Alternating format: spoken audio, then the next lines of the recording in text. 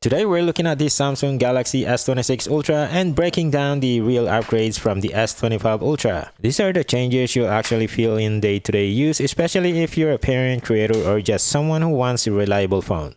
So the biggest new feature is the privacy display. When you look straight at it, it's normal, but from the side, it fades out. This is useful when you're entering a PIN at the grocery store, checking messages around people, or just opening a private information from your phone. Or if you want, you can choose the app where you want to apply the privacy display. For the camera, the sensor didn't change, but the aperture did. The main camera is now f1.4 instead of f1.7, and the telephoto is f2.9 instead of f3.4. So that means it is now better in low light photos, it is cleaner zoom shots at night, and less noise.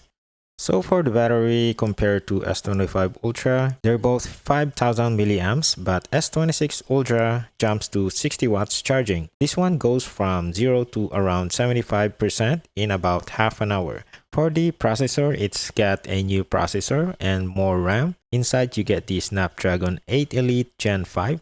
It's faster, cooler, and more efficient. And if you go to the 1TB model, you now get 16 GB of RAM.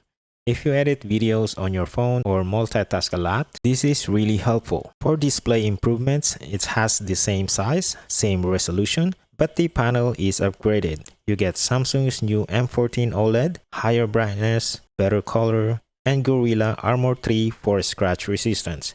It's not dramatic change, but it's a nice quality bump. For design tweaks, the S26 Ultra is thinner, lighter, and has more rounded edges. It feels better in the hand, especially without a case. And the camera rings are gone. Now it's full camera bar across the back, which looks cleaner. For the new features in the camera app, the first one is the Horizon Lock. Horizon Lock keeps your video level even if your hands tilt while filming. Super helpful for walking shots or recording your kids without needing a gimbal.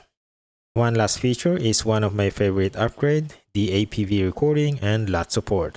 Samsung added APV recording this year, and it's honestly one of my favorite upgrades. The footage looks cleaner and gives you more flexibility when you edit. Just keep in mind the file size gets pretty big. And you can now apply LUT right inside the camera app, so you can preview your color style before you hit record. It makes the whole workflow faster and more consistent.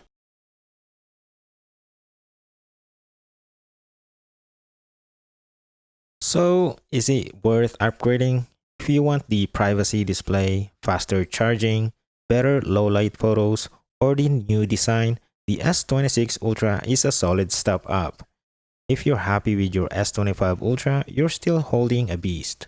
But for creators, parents, and anyone who uses their phone all day, these upgrades are actually noticeable.